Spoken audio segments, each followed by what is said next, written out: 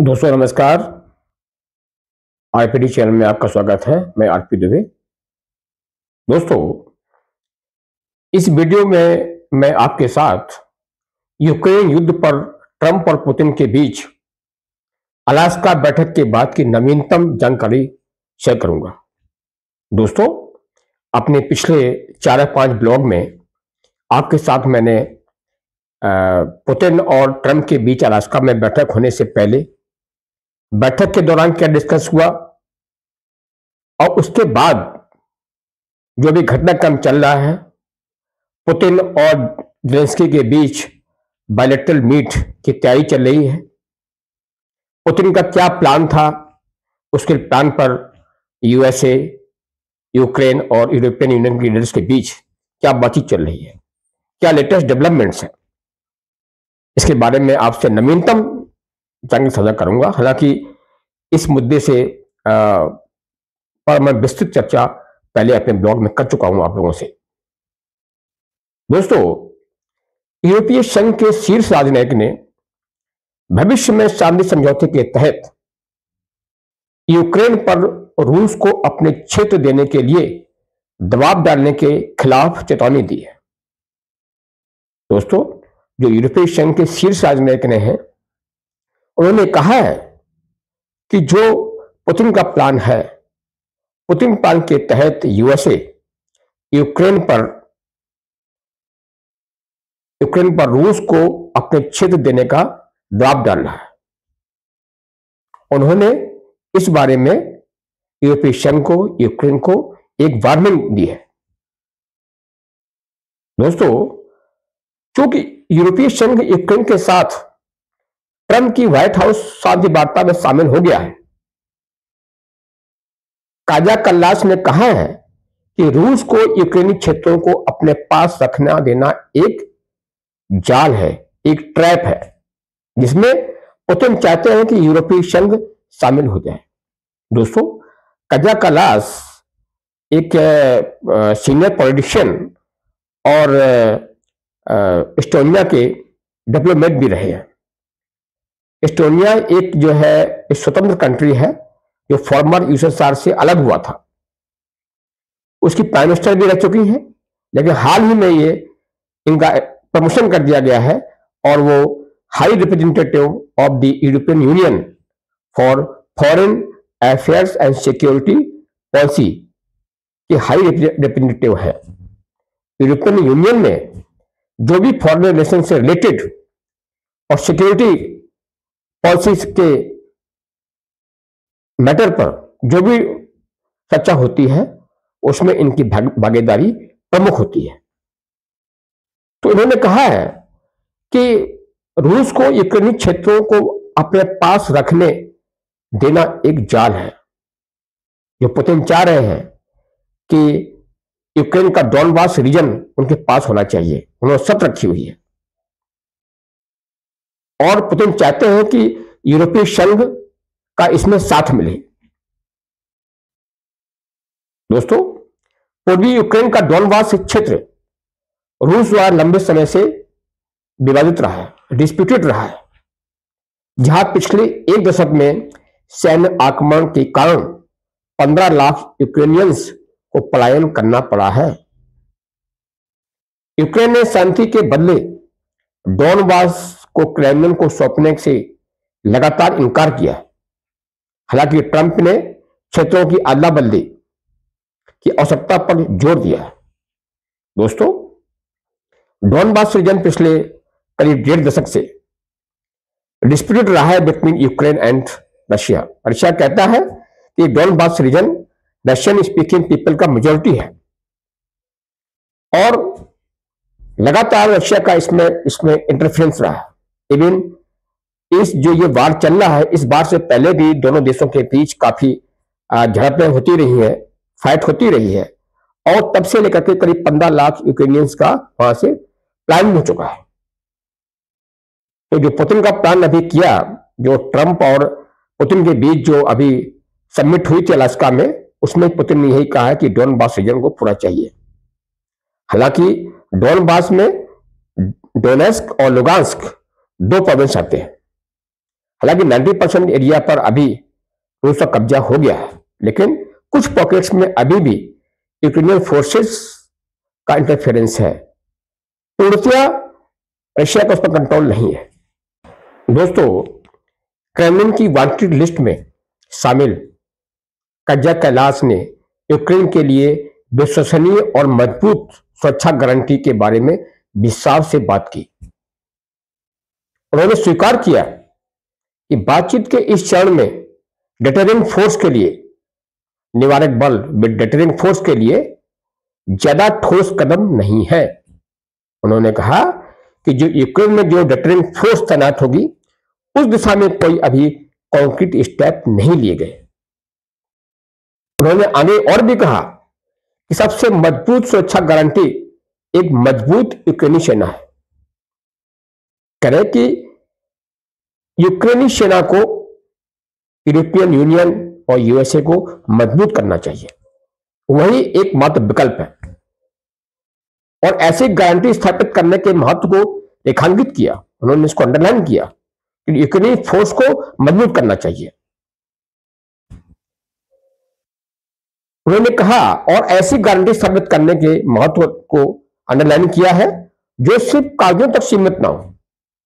उन्होंने कहा कि पेपर से तो काम हो जाएंगे, लेकिन ये ग्राउंड पर होना चाहिए।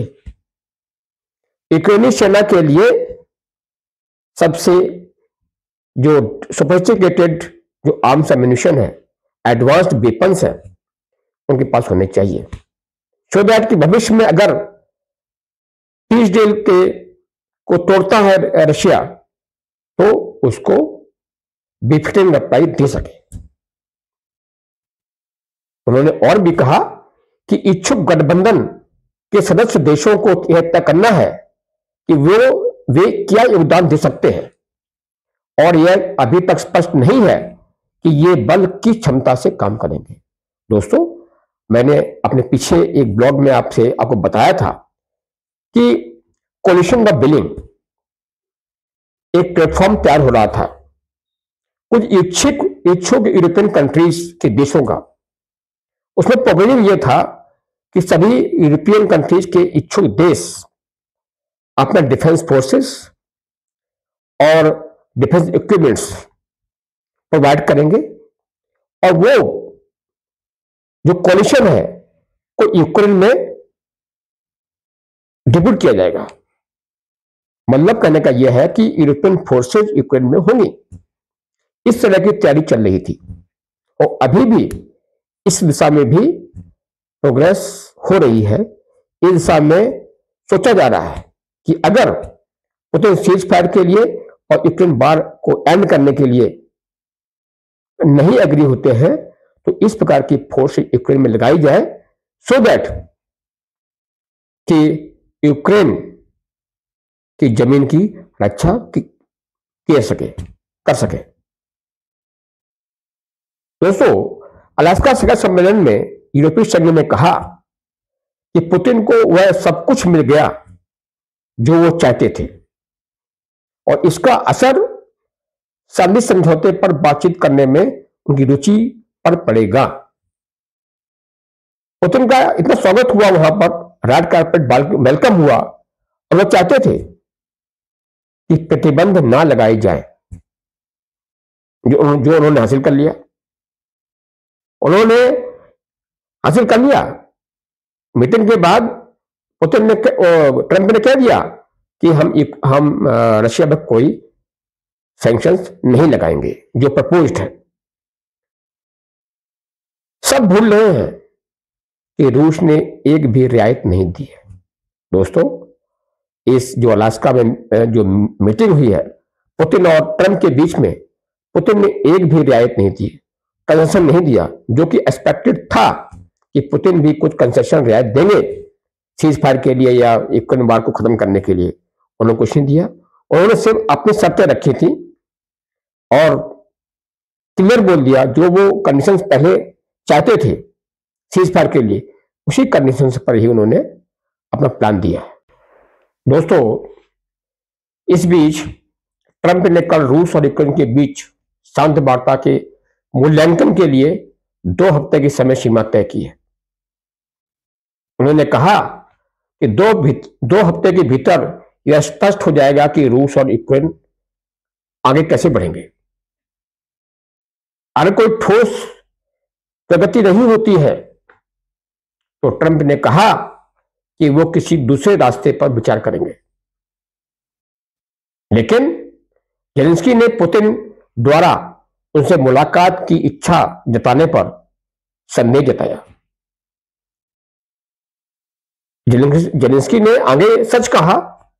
उन्हें मीडिया पर्सन को ब्रीफिंग करते हुए कहा कि मैं सच बोलता हूं कि रूस की ओर से आ रहे मौजूदा संकेत अशोभनीय है।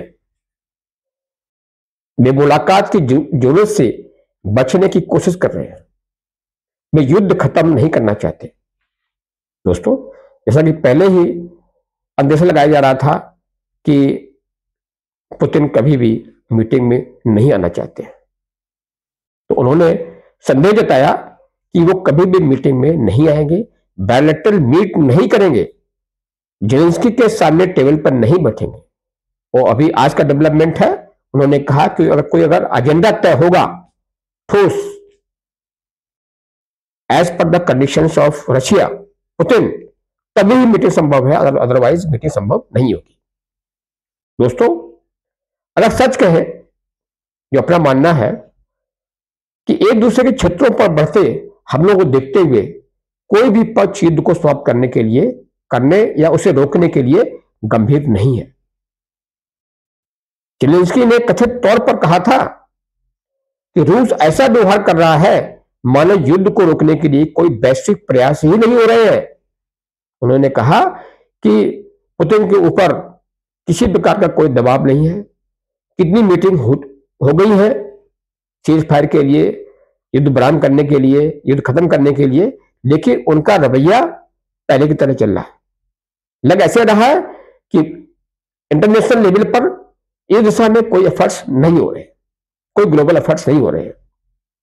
कई यूरोपीय नेताओं ने पहले भी पुतिन की शांति समझौते में शामिल होने की अनिच्छा के बारे में यूरोपीय संघ और यूक्रेन के विचारों को दोहराया है। दोस्तों, यूरोपीय संघ और यूक्रेन पहले से कह रहे हैं कि जो पुतिन की शांति समझौते के में जो शामिल होने के लिए बात है, वो कह रहे हैं कि पुतिन कभी भी शांति समझौता नहीं करना चाहते, वो नेगोशिएशन टेबल पर आना ही नहीं चाहते। और जब मंडे को मीटिंग हुई तो यही बात यूरोपियन कंट्रीज ने और जेलेंस्की ने ट्रंप को बताई। फ्रांस के राष्ट्रपति और फिनलैंड के राष्ट्रपति ने रूसी नेता को यूरोपीय संघ के दरवाजे पर एक शिकारी और राक्षस का, प्रेडेटर और ओग्रे, उनकी कंपैरिजन एक शिकारी और राक्षस से की है। और इस बात पर से बड़ा संदेह व्यक्त किया है कि वह शांति की दिशा में काम करने के लिए तैयार होंगे नहीं होंगे, जिस पर सोमवार को व्हाइट हाउस में हुई बैठक के दौरान अन्य यूरोपीय नेताओं ने भी सहमति व्यक्त की। उनका संदेह है कि पुतिन कभी भी शांति समझौते के लिए तैयार होंगे। अगर होंगे तो अपनी कंडीशंस पर ही होंगे।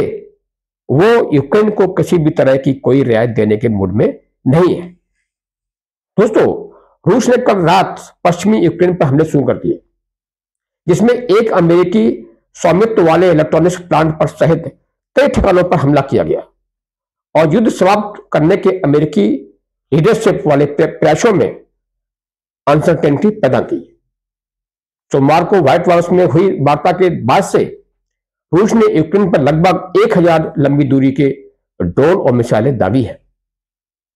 यूक्रेन ने इस रूस के अंदरूनी इलाकों में स्थित एनर्जी इंफ्रास्ट्रक्चर पर भी जवाबी कार्रवाई की।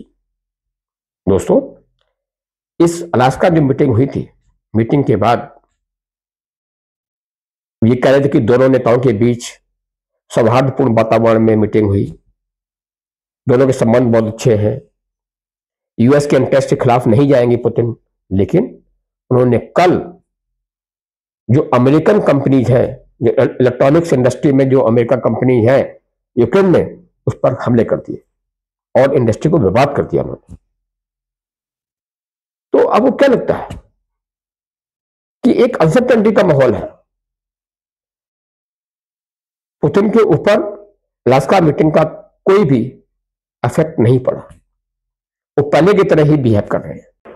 दोस्तों, यूरोपीय देश इस बात पर चर्चा कर रहे हैं कि वो यूक्रेन पर युद्ध के बाद होने वाले किसी भी रूसी हमले को रोकने के लिए सैन्य उपकरण कैसे तैनात कर सकते हैं। लेकिन क्रेमलिन नाटो देशों के किसी भी सैनिक की तैनाती को स्वीकार नहीं करेगा। रूस के विदेश मंत्री ने कहा कि मॉस्को की भागीदारी के बिना यूक्रेन के लिए सुरक्षा व्यवस्था करना व्यर्थ है। दोस्तों, क्रेमलिन ने पहले कह दिया है कि नाटो देशों के किसी भी सैनिक को यूक्रेन में बर्दाश्त नहीं किया जाएगा। यूक्रेन में उसकी तैनाती नहीं होगी। और अगर ये सोचते हैं यूरोपियन कंट्रीज या यूक्रेन और यूएसए कि रशिया की बिना भागीदारी के वहां पर सिक्योरिटी अरेंजमेंट हो जाएगा, तो उनकी बहुत बड़ी भूल है। उन्होंने कहा कि यूक्रेन को सुरक्षा गारंटी देने के लिए ऐसी किसी भी मीटिंग में रशिया का उपस्थित होना बहुत जरूरी है। बिना रशिया की प्रेजेंस के कोई भी सिक्योरिटी अरेंजमेंट करना वो व्यर्थ साबित होगा।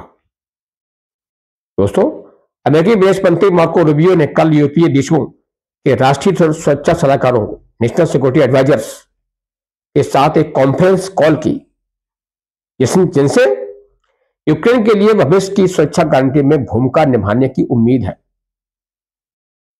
इसके अलावा यूरोपीय आयोग और नाटो के अधिकारी भी इस कॉल में शामिल हुए। मामले से वाकिफ एक अधिकारी ने बताया on the condition of anonymity.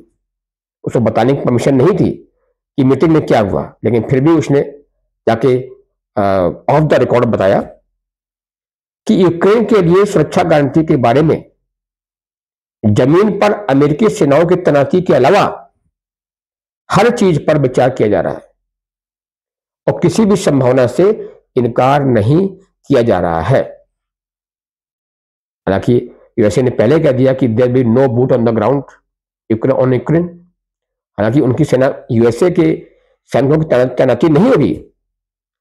इसके अलावा जो और भी ऑप्शन है यूक्रेन की सुरक्षा गारंटी के लिए, वो उन सभी ऑप्शंस पर विचार किया जा रहा है।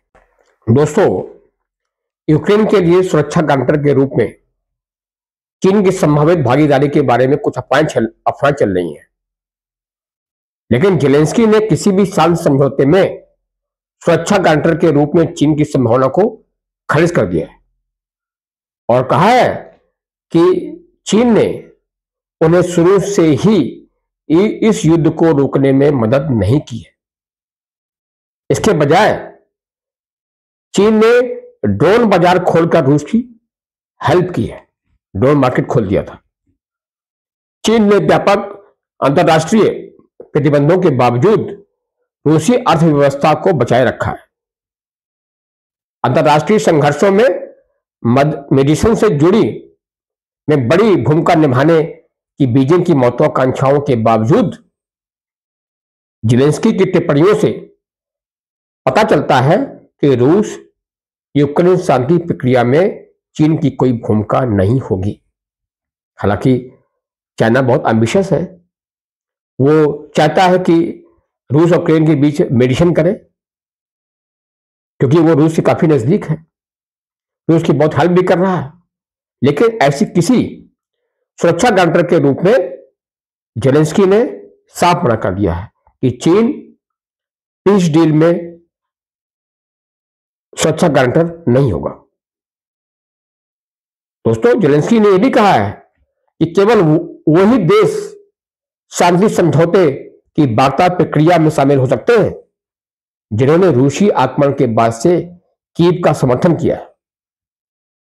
यूरोपीय संघ और अमेरिका ने पहले चीन पर प्रतिबंधों से बचने और मॉस्को के साथ व्यापार जारी रखने में रूस की मदद करने का आरोप लगाया था।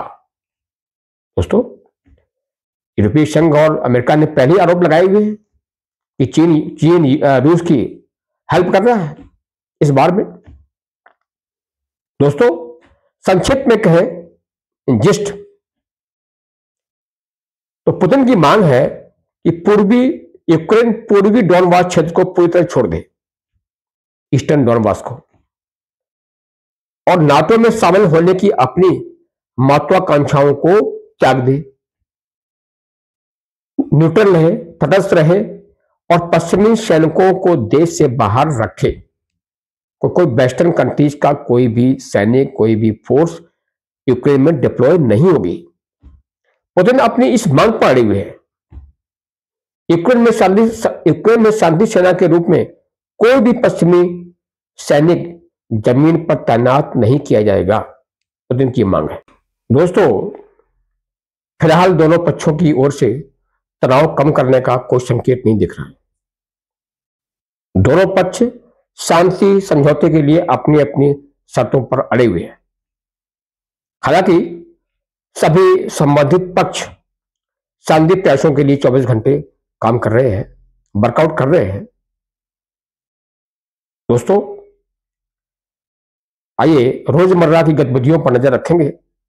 ये लेटेस्ट एवरीडे क्या डेवलपमेंट हो रहे हैं, क्योंकि इस युद्ध के लंबे खिंचने से दुनिया पर कई तरह से असर पड़ रहा है। इस युद्ध ने पूरे ग्लोबल लेवल पर शांति भंग कर रखी है। कई देशों की इकोनॉमी खराब हो रही है। दोस्तों, अगर यह वीडियो आपको पसंद आया हो तो कृपया इसे लाइक करें, शेयर करें और चैनल को सब्सक्राइब भी करें। जय हिंद, जय भारत।